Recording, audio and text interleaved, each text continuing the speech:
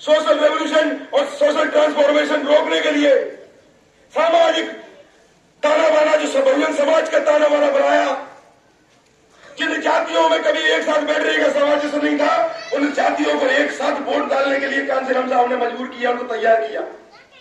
उन्होंने कहा था अगर ओबीसी तुमको वोट नहीं देता है तो तुम ओबीसी को इतना वोट दो कि उसे शर्म आए, और आने वाले समय में आज नहीं तो कल देगा, कल नहीं तो परसों देगा, और परसों नहीं देगा तो कभी न कभी देगा। पर साथियों, सामाजिक रेवोल्यूशन रोकना नहीं है, सामाजिक चिंतन की लड़ाई है। लोग कहते हैं कि कांसीराम साहब की लड़ाई कैसे चली। साथियों, मानवर कांसीराम साहब ने कहा, पूना की धरती पर कहा कि महाराष्ट्र के लोग कहते हैं कि अंबेडकर साहू की विचारधारा से हम सांसद विधायक पार्षद नहीं बन सकते, इसीलिए सफल हो सकत रहा है। मानवर कांसीराम साहब ने कहा कि इस देश में सामाजिक क्रांति सफल होगी, बस इस देश में जो पिटने वाले हैं वो एक हो जाए। पीटने वाला कभी एक नहीं हो सकता, तो जिनकी पिटाई होती है वो एक हो जाए। साथियों, इस देश में आज किसान आंदोलन चल रहा है, मजदूर शांत है। जब मजदूरों का बीच में मिनिमम वेजेस का बिल आया था तो किसान शांत था, दलित सांसद सब सो रहे थे। साथियों, जिसकी पिटने की बारी आती है वही चिल्लाता है, जो पिट जाता है वो शांत हो जाता है, जो पिटने की बारी आने वाली है वो भी शांत बैठा है। तो साथियों, इन सब बातों पर मैं न जाते हुए सामाजिक ताने बाने पर आना चाहूंगा। मानवर कांसीराम साहब ने कहा था चेंज, बदलाव कैसे आता है? बदलाव के लिए सूत्र है M into D into S, यानी कि N का मतलब नीड, आवश्यकता, D into डिजायर, इच्छा शक्ति, S स्ट्रेंथ यानी संख्या बल। इन तीनों को गुणा करते हैं तो चेंज आता है, यानी बदलाव आता है। अगर आपके पास आपको सामाजिक परिवर्तन, जाति विहीन समाज और आर्थिक मुक्ति की जरूरत है,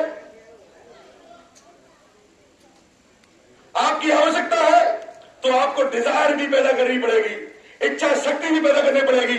साथियों, जिसके पास इच्छा शक्ति नहीं होती, अगर उसके दरवाजे पर उसे कुमरपुरा जाना है, उसके दरवाजे पर हेलीकॉप्टर भी रख दिया, उसे नहीं जाना तो नहीं जाना, वो घर में सोता रहेगा। और जिसकी इच्छा शक्ति होती है वो घुटर के जाए या घसीट के जाए, पर पहुंच जाएगा।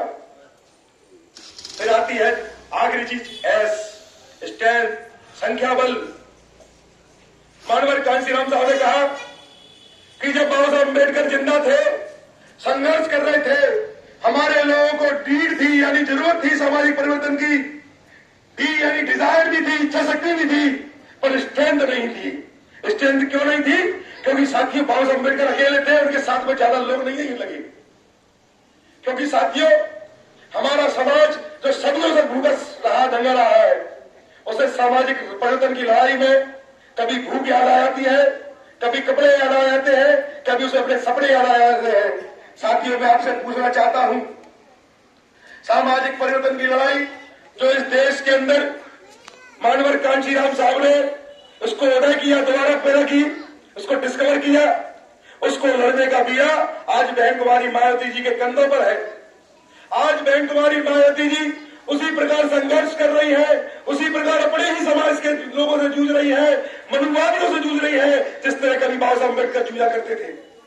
साथियों, जब बाबा साहब अम्बेडकर तत्कालीन नेता थे तो उस समय के तत्कालीन आरक्षित सीटों से जीतने वाले सांसद कभी बाबा साहब अम्बेडकर के साथ नहीं आए, क्योंकि साथियों वो अपनी अपनी दुकान चला रहे थे।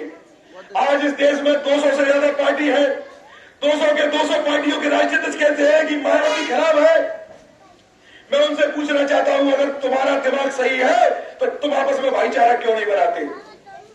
अगर तुम में आपस में भाईचारा नहीं बनना तो इसका मतलब है कि तुम्हारे सपनों में, तुम्हारी उम्मीद में खोट है।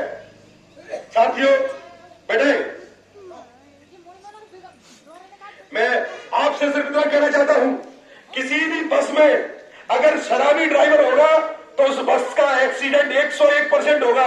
अगर किसी बस में अगर शराबी पीछे की सीट पर बैठेगा तो उस बस का कभी एक्सीडेंट नहीं हो सकता, पीछे उल्टी जरूर कर लेगा। उसी प्रकार अगर कोई मनुवादी हमारी बस में बैठ रहा है, हमें सीटें फुल करनी है, हमें संसद की सीटें फुल करनी है, हमें लोकसभा की सीटें पुल करनी है, हमें विधानसभा की सीटें पुल करनी है। कोई मनुवादी अगर हमारी बस में बैठ रहा है तो पीछे की सीट पर बैठ जाए, क्योंकि ड्राइविंग सीट हमारी बहन कुमारी मायावती जी के लिए आरक्षित है और हमारी बहन कुमारी मायावती चला रही है। पर जिन पार्टियों को हम वोट देते हैं, जिस मनुवाद को हम कोसते हैं, इन महापुरुषों की दुहाई दे देकर कोसते हैं, जिन पार्टियों को हम वोट देते हैं, उन पार्टियों में वो मनुवादी ड्राइविंग सीट पे बैठा हुआ है। और जब ड्राइविंग सीट पर अगर कोई शराबी और मनुवादी बैठ जाए तो समझ लेना बस कभी अपने गंतव्य तक नहीं पहुंचेगी, अपनी मंजिल तक नहीं पहुंचेगी, कहीं नल्ले में गिरा देगा। साथियों, दतिया की पीठ पर राहुल गांधी आए थे। जब उन्हें गर्भगृह में जाने से पहले उनके ब्राह्मणों ने उनसे पूछा कि तुम्हारी जाति क्या है, उन्होंने कुर्ते के नीचे से शरीर दिखा दिया था। इस देश में हम लोग अम्बेडकरवाद की उम्मीद उन पार्टियों से करते हैं जो मनुवाद को ढोती है, जिन्होंने अम्बेडकरवाद को खत्म किया। गांधी की औलादें कभी अम्बेडकर की औलादों के साथ न्याय नहीं करेगी।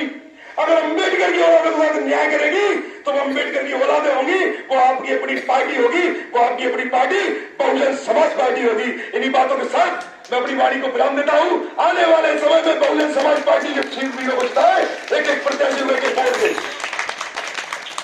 साथियों, आपके बच्चों की रखवाली करने की आपको जरूरत नहीं है। जिस दिन वोट डलता है उस दिन आप अपनी पोली की रखवाली कर लीजिए। आपके बच्चों की तरफ तो छोड़ो, आपके कुत्ते की तरफ भी कोई आंख उठाकर नहीं देखेगा। इस बात का एहसास, इस बात का भरोसा मैं आपको दिलाकर जाता हूं।